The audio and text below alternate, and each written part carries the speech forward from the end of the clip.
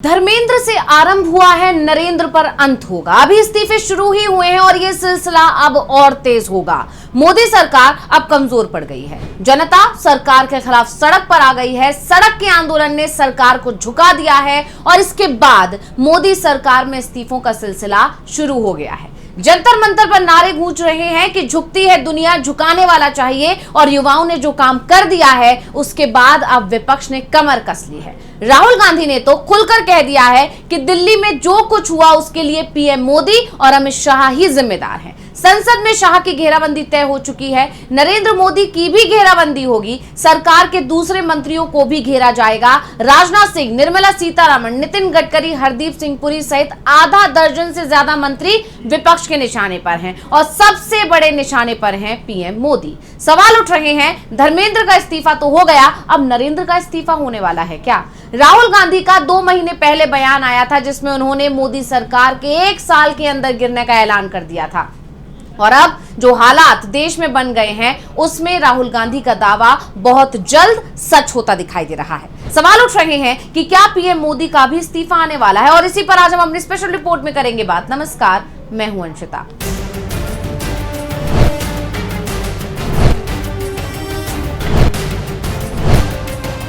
झुकती है दुनिया, झुकाने वाला चाहिए, ये लाइन इस वक्त मोदी सरकार पर बिल्कुल फिट बैठती है। झुकती है सरकार, युवाओं जैसा हौसला और जज्बा चाहिए। देश के युवाओं ने वो कर दिखाया जो 2014 के बाद से मोदी सरकार में नहीं हुआ था। देश के लाखों करोड़ों युवाओं ने रक्षा मंत्री राजनाथ सिंह के उस बयान का भी जवाब दे दिया जिसमें उन्होंने बड़े आत्मविश्वास के साथ कहा था कि हमारी सरकार में इस्तीफे नहीं होते, क्योंकि युवाओं ने पहले दिन जो मांग रखी थी धर्मेंद्र प्रधान के इस्तीफे की, उस मांग को पूरा करवा ही लिया। अपनी मांग को पूरा करवाने के लिए छात्रों ने लाठी डंडे तक खाए लेकिन अपने कदम पीछे नहीं लिए। नतीजा यह हुआ कि धर्मेंद्र प्रधान को इस्तीफा देना ही पड़ा। लेकिन अब युवाओं का जोश हाई हो चुका है और उनका कहना है कि यह तो बस शुरुआत है, और जिस तरह सरकार घुटनों पर दिखाई दे रही है उसके बाद यह तय माना जा रहा है कि अब इस्तीफों का सिलसिला शुरू हो चुका है। और अभी तक 2 मंत्रियों की तरफ से इस्तीफे दिए भी जा चुके हैं। तो कौन है वो मंत्री, चलिए आपको बताते हैं। केंद्रीय मंत्री रवनीत सिंह बिट्टू और धर्मेंद्र प्रधान के इस्तीफे के बाद इस बात की चर्चा ने जोर पकड़ लिया है कि क्या अब इस्तीफों का सिलसिला शुरू हो चुका है? क्या अब आने वाले दिनों में और इस्तीफे होने जा रहे हैं? और इस लिस्ट में सबसे पहले तो नाम आता है अमित शाह का। सिर्फ यही नहीं, इस लिस्ट में निर्मला सीतारमण, राजनाथ सिंह, हरदीप सिंह पुरी, नितिन गडकरी और अमित शाह का नाम भी आता है। अमित शाह का नाम सुनकर आप सभी लोग चौंक गए होंगे, लेकिन यह सच है।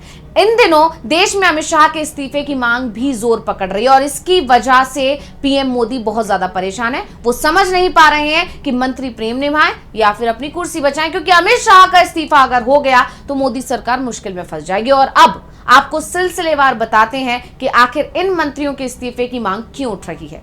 क्या वजह है जो जनता इतनी ज्यादा गुस्से में है कि मोदी की कुर्सी भी खतरे में है और 2029 की सत्ता का रास्ता तो लगभग बंद ही हो गया है। तो चलिए सबसे पहले अमित शाह के बारे में बात करते हैं। आखिर उनके इस्तीफे की मांग क्यों उठ रही है?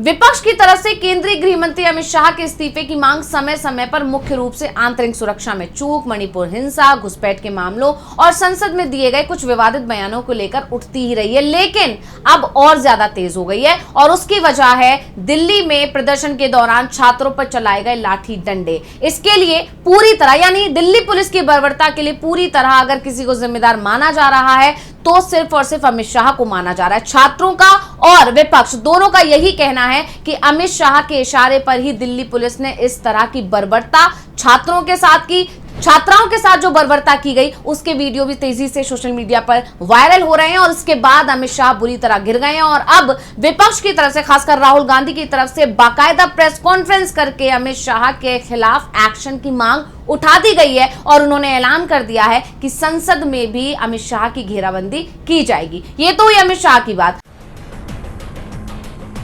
अब बात करते हैं नितिन गडकरी की। तो नितिन गडकरी आप जानते ही हैं कि अपने बयानों के चलते वैसे ही बीजेपी आलाकमान उनसे खफा रहता है।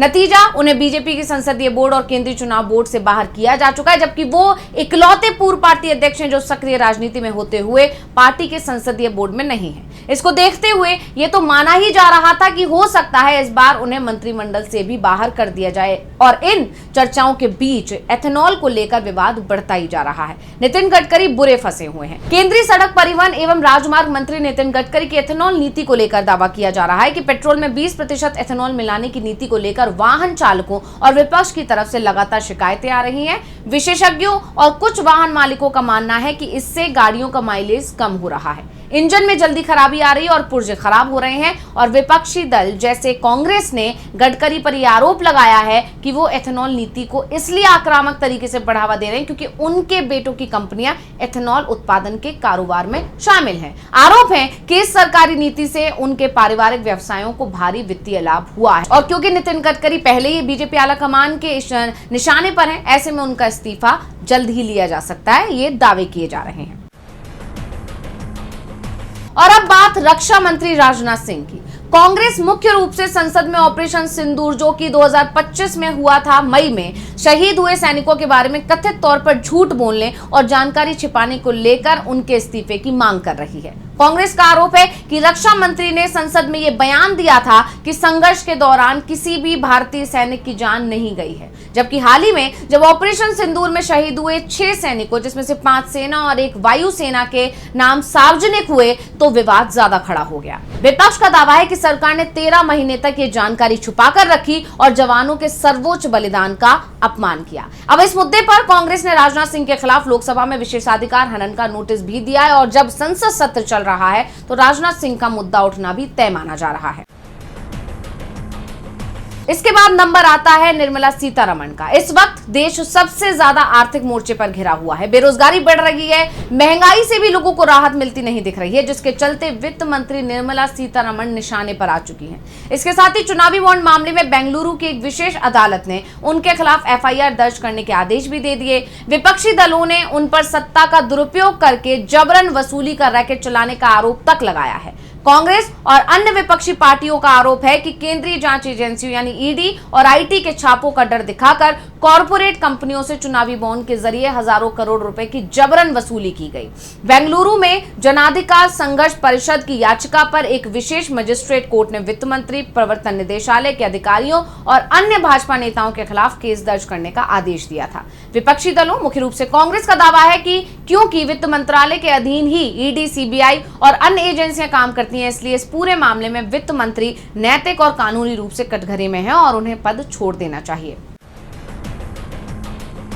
और अब बात करते हैं हरदीप सिंह पुरी की। देश के पेट्रोलियम मंत्री सबसे पहले तो ईंधन के बढ़ते दामों के चलते बुरी तरह फंसे हुए हैं। जनता सवाल कर रही है कि जब कच्चा तेल सस्ता हो चुका है तो ईंधन के दाम सरकार कम क्यों नहीं कर रही है। इसके अलावा एप्स्टीन फाइल मामले में भी हरदीप सिंह पुरी बुरी तरह फंसे हुए हैं और उनके इस्तीफे की मांग भी उठ रही है। और अब धर्मेंद्र प्रधान के इस्तीफे के बाद जनता इनके इस्तीफे की उम्मीद कर रही है। और आखिर में आते हैं पीएम मोदी।